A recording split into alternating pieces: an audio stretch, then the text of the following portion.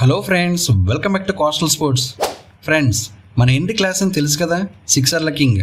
ఆయన అంతర్జాతీయ క్రికెట్ నుంచి రిటైర్ అయిపోయాడు. అదీగాక కొన్ని షాకింగ్ విషయాలు చెప్పాడు. అవేంటో ఇప్పుడు తెలుసుకుందాం. క్లాసన్ ఏమన్నాడంటే, బైలేటరల్ వన్డే ఇంటర్నేషనల్ అసలు అవసరమే లేదట, వాటిని అంతర్జాతీయ క్రికెట్ క్యాలెండర్ నుంచి తీసేయాలని ఐసీసీకి స్ట్రైట్ వార్నింగ్ ఇచ్చాడు. అంతేకాదు, తను క్రికెట్ని వదిలేద్దామనుకున్న క్షణాలు కూడా ఉన్నాయట.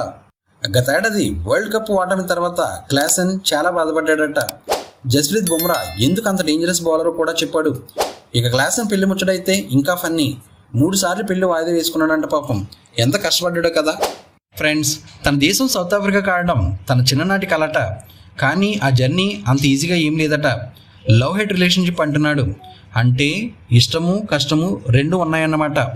అయితేనేం ఆ ప్రయాణమే తనను ఒక బలమైన వ్యక్తిగా మార్చిందట. చాలా పాఠాలు నేర్చుకున్నానని చెప్పాడు.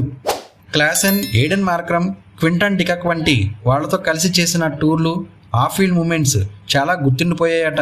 ముఖ్యంగా ఆస్ట్రేలియాతో జరిగిన స్కాండల్ టెస్ట్ సిరీస్ అప్పుడు వాళ్ళ టీం ఒకటే నిలబడి పోరాడిన తీరు తనకెంతో నచ్చిందట. క్రికెట్ అయ్యాక చాలామంది కేవలం సహోద్యోగులు అవుతారని, కానీ తాను కొంతమంది నిజమైన స్నేహితులను సంపాదించుకున్నానని అన్నాడు. అది తనకెంతో సంతోషమని కూడా తెలియజేశాడు. అంతర్జాతీయ క్రికెట్ నుంచి రిటైర్ అవ్వడం చాలా కష్టమైన నిర్ణయం అని తెలియజేశాడు.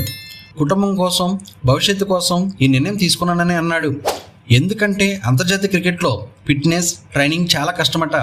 అందులోనూ క్లాసన్ మోకాల ఆపరేషన్, మోచేయి, భుజం, వెన్నుముక వంటి చాలా గాయాలు ఉన్నాయట. కొన్నిసార్లు ఆ నొప్పితోనే ఆడనని తెలియజేశాడు. 4 ఏళ్ల క్రితం తను చాలా కష్టాల్లో ఉన్నాడట. డొమెస్టిక్ టీం నుంచి కూడా తీసేశారట. యావరేజ్ 10 కంటే తక్కువ ఉండడం. అప్పుడు నిజంగా క్రికెట్ అంటే చిరాకు రావడం జరిగిందట. వదిలేద్దామని కూడా ఆలోచించాడట. కానీ డీన్ ఎల్గర్ లాంటి కొంతమంది స్నేహితులు తనను సపోర్ట్ చేసి బయటపడడానికి సహాయం చేశారని తెలియజేశాడు. ముఖ్యంగా తను Titans franchisee lifelong support చేసిందని అన్నాడు. ఆల్వి మోర్కల్ ఒక మంచి మాట చెప్పాడట. మీరు పైకి ఎదిగినప్పుడు కలిసే వ్యక్తులను గుర్తుంచుకోవాలి.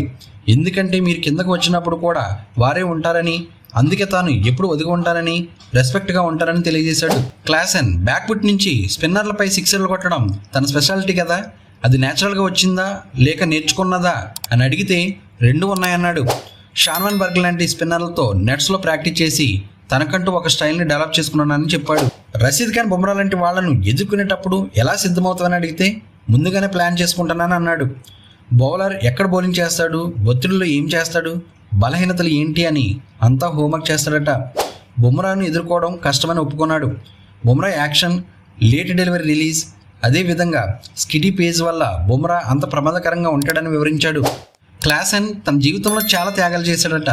కుటుంబ సభ్యులను కోల్పోయినప్పుడు అంత్యక్రియలకు కూడా వెళ్లకుండా ఆడాడట. తన పెళ్లిని 3 సార్లు వాయిదా వేసుకోవాల్సి వచ్చిందట. నేను చాలా కోల్పోయాను, చాలా త్యాగం చేశాను, ఇప్పుడు కుటుంబానికి ప్రాధాన్యత ఇవ్వాలి అని అన్నాడు. తన తాజా నిర్ణయాలన్నీ కుటుంబం కోసమేనని చెప్పాడు. ప్రస్తుత క్రికెట్ క్యాలెండర్పై క్లాసన్ తన అభిప్రాయాలను కుండబద్దలు కొట్టినట్టు చెప్పాడు. బైలేటరల్ వన్డే క్రికెట్ను తీసేసి ఎక్కువ టెస్ట్ మ్యాచ్లు ఆడాలని, ఎక్కువ T20 క్రికెట్ ఆడాలని సూచించాడు. ప్రజలు T20 క్రికెట్ చూడడానికి ఇష్టపడుతున్నారని అన్నాడు. ఐసీసీ ప్లేయర్లను బాగా చూసుకోవాలి, వారికి తగినంత రెమ్యునరేషన్ ఇవ్వాలి, విశ్రాంతి కూడా కల్పించాలని అన్నాడు. లేకపోతే ప్లేయర్లు లీగుల కోసం అంతర్జాతీయ క్రికెట్ను వదిలేస్తారని వార్నింగ్ ఇచ్చాడు. సౌత్ ఆఫ్రికాలో క్రికెట్ ఎదుర్కొంటున్న అతిపెద్ద సవాల్ ఇదేనట. SA20 లాంటి లీగుల వల్ల ప్లేయర్లకు ప్రపంచవ్యాప్తంగా గుర్తింపు వస్తుందని, అది మంచిదే అని చెప్పాడు. కానీ సౌత్ ఆఫ్రికా క్రికెట్ బోర్డును తమ డొమెస్టిక్ ఫ్రాంచైజీ స్ట్రక్చర్ను మార్చాలని, లేకపోతే ప్లేయర్లు సరిగ్గా నేర్చుకోలేరని అన్నాడు. క్లాసన్ సీటెల్ ఆర్కాస్ అనే ఫ్రాంచైజీకి ఎందుకు అంత అంకిత భావంతో ఉంటాడని అడిగితే వాళ్ళు తనను, తన కుటుంబాన్ని మొదటి సీజన్ నుంచే చాలా బాగా చూసుకున్నారని చెప్పాడు.